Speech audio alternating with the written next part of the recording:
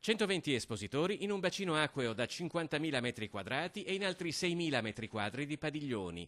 Grandi imprese cantieristiche, anche con anteprime mondiali, ed enti istituzionali. E soprattutto a Venezia, in un luogo fortemente evocativo e dal significato storico come l'Arsenale, per centinaia d'anni cuore pulsante dell'industria navale della Serenissima.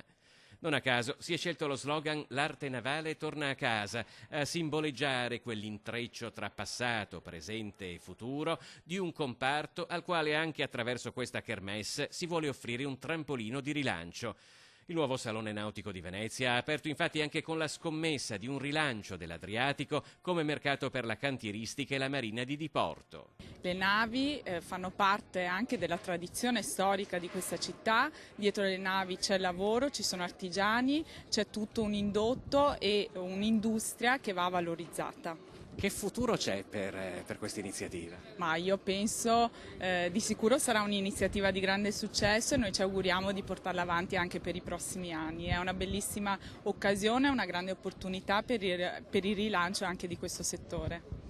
Al Salone Nautico si va dalle piccole barche a quelle più lussuose, si va dai 15 ai 50 metri di imbarcazione. Sono presenti anche espositori dell'indotto e dell'accessoristica della nautica. Il salone, che proseguirà fino al 23 giugno, si svolge per metà dentro la base navale della Marina Militare, che ospita la sede dell'Istituto di Studi Militari Marittimi e del principale comando della Forza Armata nella città lagunare.